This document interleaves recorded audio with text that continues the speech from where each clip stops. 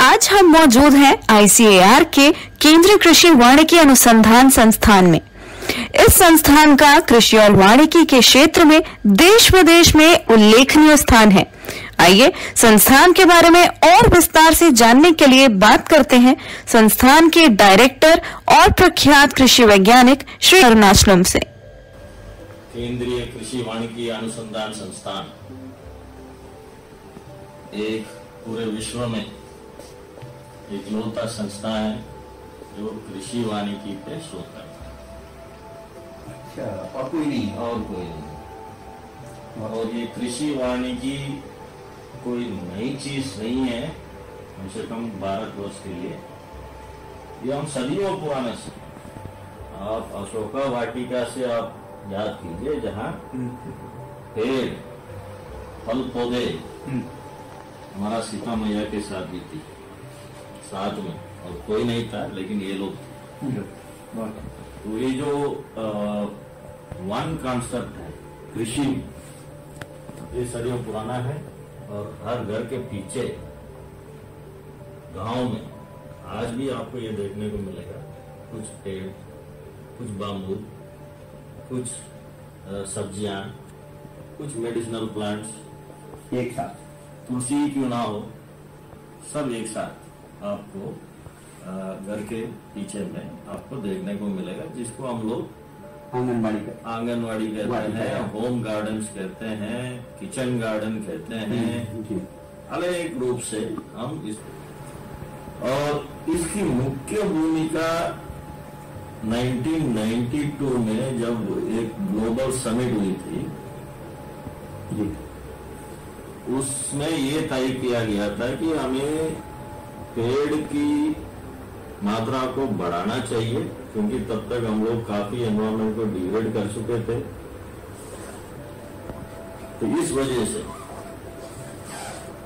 कहां पेड़ की संख्या को बढ़ाया जा सकता है, इस पर चर्चा हुई और उस पे नतीजा निकला कि हम क्यों ना खेतों के बीचों बीच जो भी जमीन हमें मिल रहा है, हमारा प्रधानमंत्री भी आज उसी की वाक्या दोहराते हैं, हर पेड़ के पेड़। तो ये हमारे लिए उद्देश्य यही है कि हम पर्यावरण को भी साथ लेकर के कृषि क्षेत्र ICAR है, जो भारतीय कृषि अनुसंधान परिषद जो है, इस चीज को काफी पहले से, इवन 92 से पहले भी इस क्षेत्र को फील किया कि ये जो कृषि वानिकी एकमात्र उपाय है कृषि की सस्टेनेबिलिटी के लिए। इस सोच पर ICAR ने एक all India coordinated research project on agro forestry को लॉन्च किया और वो चलते चलते 5 साल उसमें हम लोग अनुभव किया कि ये एक संस्था का रूप में इसको स्थापित करके इसको आगे बढ़ाना चाहिए। और 1988 में national research centre for agro forestry के रूप में ये संस्था स्थापना हुई और आज 32 साल हो चुका है। और अभी हाल ही में इस संस्था का नाम चेंज करके केंद्रीय कृषि वानिकी अनुसंधान संस्थान यानी central agro forestry research institute के नाम पर अभी झांसी में ही चल रहा है। देश भर की कृषि वानिकी रिसर्च को कोऑर्डिनेट करके और इस देश की फायदा कराने में हम लोग लगे हुए हैं। कृषि वानिकी एक ऐसा सब्जेक्ट है जिसमें फॉरेस्ट्री की प्रिंसिपल्स भी मुख्य भूमिका में रहती है और प्रकृति की जो नॉलेज है, हमारी ट्रेडिशनल नॉलेज कहिए या पढ़ाई लिखाई करके जो हम अनुभव करते हैं वो नॉलेज कहिए, ये बहुत इम्पोर्टेंटली इंटीग्रेट होता है। ये दोनों मिलते हैं, मिलकर चलते हैं। और इसमें और भी एक मुख्य भूमिका लाइफ स्टॉक को इंटीग्रेट करना पड़ता है। पेड़, पौधे और पशु। और इस वजह से एक सस्टेनेबल यूनिट बन जाता है किसान के लिए। अगर क्रॉप फेल हो जाता है, पेड़ साथ देगा, पेड़ फेल हो जाता है तो जानवर साथ देगा। कोई ना कोई उसको रोजाना कुछ ना कुछ प्रोडक्ट उस खेत से मिलता रहेगा साल भर की। तो इस वजह से इसकी भूमिका आने वाले समय में बहुत महत्वपूर्ण है, और खास करके छोटे किसान के लिए बहुत लाभदायक है, क्योंकि उनके पास खाद खरीदने के लिए या फर्टिलाइजर खरीदने के लिए, इरिगेशन करने के लिए कोई संसाधन नहीं होता है। तो जैसे कि आपने शुरुआत में पूछा था कि बुंदेलखंड जैसा एरिया जहाँ पानी की किल्लत है, वहाँ एग्रो फॉरेस्ट्री या कृषि वानिकी की भूमिका में कैसे आगे बढ़ाया जाता है। अब हम समझ पा रहे हैं, थोड़ा बहुत भी जड़ जाए तो वो आराम से खड़ा हो जाता है, वो जीवित रहता है। अगर वो जीवित हो जाता है, उसके नीचे जो आप लगाएंगे और जो भी आसपास की वातावरण को बदल देता है धीरे धीरे। और जो पेड़ से जो पत्ता नीचे गिरते हैं सालाना हम सब देखते हैं, वो डिकम्पोज होके कार्बन के रूप में साइल में पहुंचाया जाता है, जिससे साइल की फर्टिलिटी भी बनाया रहता है। तो पानी को खींच कर रखता ही है और ऊपर के पत्ते गिर के कार्बन को भी बढ़ा देता है, तो मिट्टी जो है सुरक्षित हो जाता है, स्वस्थ हो जाता है। तो जिस वजह से उसके नीचे हम लोग जो भी क्रॉप लगाने की कोशिश करते हैं, वो पर्याप्त मात्रा में आपको प्रोडक्टिविटी देता है। और इसमें एक ही चीज को ध्यान रखने की जरूरत होती है कि कौन से पेड़ के साथ कौन से क्रॉप को लगाया जाए। तो उस दिशा में ये संस्था जो है काफी काम करते हुए मॉडल्स डेवलप किए हैं कि कौन सी पेड़ किस क्रॉप के साथ और किन किन क्रॉप के साथ अनुकूल और अच्छा फसल देने लायक हो सकता है। इसके लिए हम लोग मॉडल्स डेवलप किए हैं देश भर के लिए, और 25 मॉडल को मुख्य रूप से हम लोग काफी प्रमोट करते हैं। अलग अलग स्टेट के लिए अलग अलग किस्म की, कोई टीक बेस्ड होता है, कुछ बेर बेस्ड होता है, कुछ सिट्रस बेस्ड होता है, कुछ आम बेस्ड होता है। तो इस तरह का अलग अलग स्टेट्स के लिए उनकी वातावरण को, उनकी मिट्टी की समस्या को मद्देनजर रखते हुए हम लोग रेकमेंड करते हैं कि ये मॉडल आपके लिए सही रहेगा। तो ये दिशा आगे चलते चलते हम लोग 2010 से एक पॉलिसी क्यों ना बन जाए इस देश में एग्रो फॉरेस्ट्री की। हमारे पास फॉरेस्ट की पॉलिसी है, वाइल्ड लाइफ की पॉलिसी है, एनवायरमेंट की पॉलिसी है, लेकिन एग्रो फॉरेस्ट्री की पॉलिसी नहीं थी। तो 2010 से 4 साल हम लोग काफी डिस्कशन करते हुए, कभी ग्लोबल साइंटिस्ट के साथ बात करते हुए, मंथन करके काफी स्टेक होल्डर्स, किसान भाई सबसे बातचीत करके एक नेशनल एग्रो फॉरेस्ट्री पॉलिसी तैयार हुई और वो 2014 में लागू हुई, वो देश की समर्पित हो गई। बहुत और इस पॉलिसी बनाने में हमारी जो केंद्रीय कृषि वानिकी अनुसंधान संस्थान है काफी बड़ी भूमिका निभाई है। और आज के डेट में वो पॉलिसी जो है एक सब मिशन के तौर पर, कृषि वानिकी की मिशन के तौर पर कृषि मंत्रालय के द्वारा स्टेट्स के थ्रू इम्प्लीमेंट किया जा रहा है। और हर स्टेट में एक सेल बनाई गई है कृषि वानिकी के लिए, और उन सेल्स को ये कहा गया है, स्टाफ या जो भी ऑफिसर्स उसमें इन्वॉल्व होते हैं, उनकी हमारी संस्था जो काफरी है, केंद्रीय कृषि वानिकी अनुसंधान संस्था, प्रशिक्षण देते हैं, ट्रेनिंग देते हैं, उनकी कैपेसिटी को बिल्ड करते हैं। उनकी जो भी सहायता चाहिए, चाहे वो प्लांटिंग मटेरियल का हो, चाहे वो तकनीक का हो, या नॉलेज हो, या एडवाइस का हो, सारा चीज हमारी संस्था करती है। और काफी स्टेट्स उस मिशन को अनुकूल तौर लागू कर रहे हैं, और कुछ स्टेट्स में कुछ संसाधन की कमियों की वजह से रुकी हुई थी, वो भी अभी चल पड़ गई। ये सब होते हुए एक अनोखी चैलेंज कि ये हमारे सामने आ गई थी, क्योंकि हम जब मिशन मोड में एग्रो कृषि वानिकी को प्रमोट कर रहे हैं देश में, तो कहाँ लगाया जाए, कहाँ किस किस जगह पे क्या क्या पेड़ लगाए जाए, ये सब चीज को हम लोग तो लिस्ट आउट कर दिए हैं। लेकिन उस पेड़ की सीडलिंग कहाँ से मिलेगी, पौधे पेड़ लगाने की जो पौधे की जरूरत होता है वो कहाँ से मिलेगी, ये बड़ा समस्या होता है।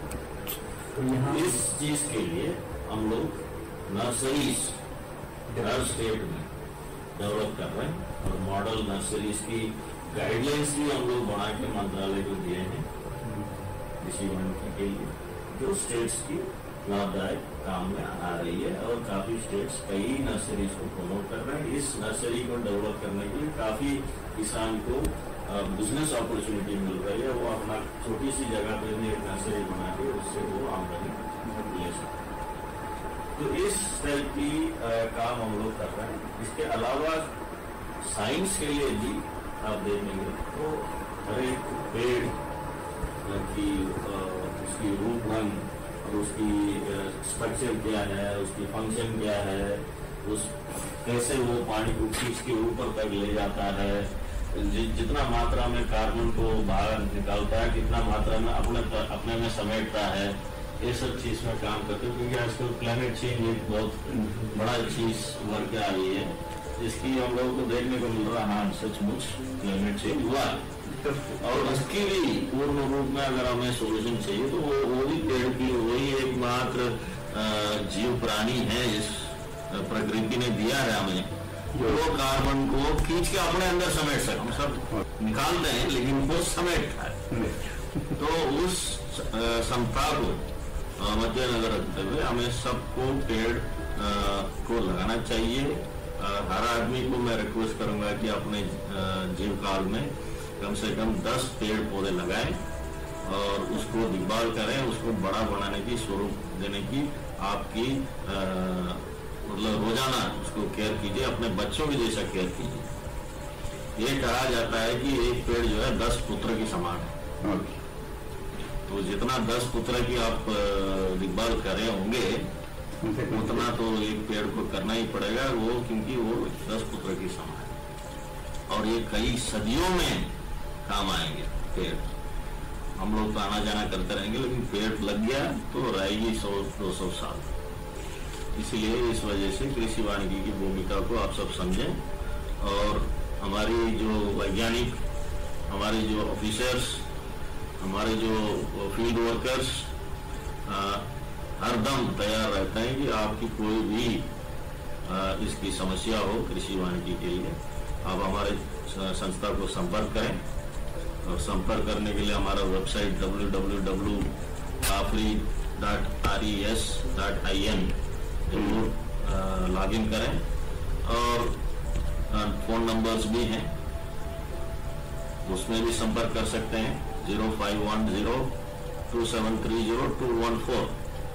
इस पर कभी भी कॉल करके आप लोगों को समस्या बताने से हम लोग उसकी सॉल्व करने की आपको हरदम कोशिश करेंगे। और जरूरत पड़े हम आपके खेत तक जाके विजिट करके आपको पर्याप्त मात्रा में विचार करके और प्लांटिंग मटेरियल्स देना हो तो देंगे, तकनीकी बैकस्टॉपिंग देना तो वो भी देंगे, या हमारे पास अगर कुछ चीज नहीं उपलब्ध है हम कहीं से भी निकाल के आप तक पहुंचा हमारे संस्था में पाएंगे। और ये इसी साल हो चुका है संस्था को। और हमारे पास जो है अभी करीब 140 एकड़ की जमीन पर ये संस्था है और उसमें परिसर है और उसमें करीब जो 90 एकड़ जो है खेत पे ही है, पेड़ की खेती वहीं पर है। ट्रायल्स एक्सपेरिमेंटल ट्रायल्स वहाँ पर हो रही है और अलग अलग मॉडल्स जो अगर कृषि वानिकी की मॉडल्स वहाँ उपलब्ध है। किसी को भी अगर देखने की जरूरत हो आप आ सकते हैं, देख सकते हैं। यहाँ हमारे साथ 2-3 दिन रह के ट्रेनिंग भी लेना चाहते हैं वो भी हम लोग करा के आप लोगों को देंगे। और हमारी जो परिसर में अनेक फैसिलिटीज उपलब्ध है। रिसर्च की करने की लेबोरेटरीज हैं, वेल इक्विप्ड काफी कॉस्टली इक्विपमेंट्स भी हैं और हम जो है ग्लोबल स्तर पे रिसर्च करने की हमारा क्षमता है और हमारे पास अभी कुल 9 लेबोरेटरीज हैं। ट्री जीनोमिक्स पे हम लोग काम करते हैं, फिजियोलॉजी पे काम करते हैं, अलग अलग मॉडल बनाने में काम करते हैं, पैकेज ऑफ प्रैक्टिसेस बनाते हैं विभिन्न क्रॉप्स के लिए और जो हॉर्टिकल्चर क्रॉप में कैसे वैल्यू एडिशन किया जाए उस पर भी काम कर रहे हैं और जो नर्सरी पे क्वालिटी प्लांटिंग मटेरियल्स बनाने की प्रक्रिया पे भी हम लोग काम कर रहे हैं। और जैसे आजकल जो है computer based technologies, digital technologies ज़्यादा उपलब्ध है तो हम लोग रिमोट सेंसिंग GIS के द्वारा भी पूरे देश भर का कृषि वानिकी का मैप तैयार कर रहे हैं और हमारी जो वैज्ञानिक हैं देश विदेश में नाम स्थापित कर चुके हैं और काफी लोग ग्लोबल संस्था में भी काम कर रहे हैं जो पहले इधर काम करके गए हैं और देश की जो विभिन्न यूनिवर्सिटीज हैं, स्टेट एग्रीकल्चरल यूनिवर्सिटीज हैं, वो भी हमारे साथ मिलकर काम कर रही है। करीब 37 सेंटर्स हैं देश भर की। इसको स्टडी का एक सब्जेक्ट बनाया है यूनिवर्सिटी को? इसकी कभी काफी इसकी हमारे स्टेट एग्रीकल्चर यूनिवर्सिटीज कई देश 17 यूनिवर्सिटीज में एग्रो फॉरेस्ट्री मास्टर डिग्री में एग्रो फॉरेस्ट्री। अच्छा, तो मतलब और PhD तो कई लोग एग्रो फॉरेस्ट्री में करने की प्रयास करते हैं। मास्टर डिग्री में भी एग्रो फॉरेस्ट्री मुख्य डिसिप्लिन के तौर पर उभर के आई है। तो और इस वजह से हमारा जो ICAR की जो एग्रीकल्चरल साइंटिस्ट रिक्रूटमेंट बोर्ड है उसमें भी जो सर्विस कैडर्स जो होते हैं साइंटिस्ट सर्विस है, एग्रो फॉरेस्ट्री भी एक सब्जेक्ट डिसिप्लिन है। तो चुन करके कुछ अच्छे साइंटिस्ट को इस डिसिप्लिन में सेलेक्ट करके देश की विभिन्न संस्थाओं में अपॉइंट किया जाता है। वो लोग हमारे साथ मिल करके फिर अपने रिसर्च को आगे बढ़ाते हैं और हमारे पास लाइब्रेरी भी है, हिंदी, इंग्लिश, कई विभिन्न रीजनल लैंग्वेज, तमिल का भी कुछ किताबें हैं। तो किसी भी स्टेट में कहीं भी एग्रो फॉरेस्ट्री का कुछ हो रहा हो वो हमारे संपर्क में रखते हैं। डिजिटल कर दिया गया है और क्योंकि यही एकमात्र कृषि वानिकी की रिसर्च संस्था है, इसके वजह से सारे देश भर की काम हमारे थ्रू ही हो रहा है और ये संस्था और आगे चल के और अच्छा काम करने की प्रयास में अभी कुछ अच्छे प्रोग्राम्स को लॉन्च करना है। उसमें एक है एग्रो फॉरेस्ट्री फर्स्ट, ये प्रोग्राम हम लॉन्च करना है। इस प्रोग्राम के तहत इस संस्था में जो भी काम होगी अभी वो पेड़ के इर्द गिर्द हो, पेड़ बीच में, उसके आगे क्रॉप्स होंगे, अनेक इंटरक्रॉप क्रॉप्स इंटर क्रॉप्स होंगे। उसके बाद जानवर को भी उसमें इंटीग्रेट किया जाएगा। हम लोग अभी ये भी कोशिश कर रहे हैं उसमें कहीं एक छोटा सा कुआं खोद करके उसमें मछली पालन को भी इसमें इंटीग्रेट किया जाए और बंड्स जहाँ भी हैं मेड़ जो दिख रहा है उसमें हम जो है जो हनी बीज क्या कहते हैं मधुमक्खी पालन का भी प्रावधान करने की सोच रहे हैं ताकि एक किसान एक ही जमीन से अलग अलग प्रोडक्ट उसको मिले और उससे उसकी आय में बढ़ोतरी मिले। ये हमारा प्रयास है। इस प्रयास को हम लोग फर्स्ट प्रोग्राम के तहत हम लोग करेंगे। इसके अलावा दूसरा एक देश के लिए जो काम आएगा वो ये है कि हम देश भर की जो किसान की खेत में कितने पेड़ हैं वो गिनती करके हम लोग तकनीकी यूज कर रहे हैं, रिमोट सेंसिंग GIS तकनीकी यूज करके इसको हम लोग क्वांटिफाई करके इस देश के लिए एग्रो फॉरेस्ट्री एटलस देंगे तो अभी नहीं प्रोत्साहित कर रहे हैं, वो भी हम लोग कर रहे हैं, कोशिश कर रहे हैं कि इसको जल्दी से जल्दी इस देश को समर्पित किया जाए। और तीसरी एक काम हम ये प्रयास कर रहे हैं, कृषि वानिकी के बारे में कई किसान को थोड़ा सा भ्रमित होते हैं लोग, क्योंकि पेड़ लाऊंगा तो मैं फसल को कहाँ लाऊंगा ये सोच तुरंत आ जाता। पेड़ लाऊंगा वो कुछ जगह तो गिरेगी, तो वो कई किसान जो है उस जगह को छोड़ना नहीं चाहता है तो ये इस तरह का भ्रम है, लेकिन ऐसा बिल्कुल ही नहीं है। आपको सही हम लोग तकनीक देंगे, सही पेड़ को सजेस्ट करेंगे, इस पेड़ को लगाइए और इस क्रॉप को लगाइए, आपकी जो अभी मिल रहा है उससे ज्यादा ही आपको मिलेगी हार्वेस्ट। कुछ ये भी है ना साहब कि लोगों में मन में जो भ्रम है कि पेड़ के नीचे फसल नहीं होती, तो पेड़ जो है उसका पानी जो है, इसलिए हम लोग बोल रहे हैं ना कौन सा पेड़ लगाना चाहिए, हाँ, इस टाइप का पेड़ लगाना है। और पेड़ को जब वो 3-4 साल तक उसको बच्चे की तरह पालना पड़ता है, उसको क्या बोलते हैं आप लोग, पोषण, हाँ, पालन पोषण करना पड़ता है उसको, और उसको थोड़ा सा सही सजा के रखना पड़ता है, ताकि वो जो उसकी जो स्टेम जो है उस पेड़ की, वो एकदम से लंबा हो, स्मूथ हो, वो इतना ब्रांचिंग ज्यादा ना हो।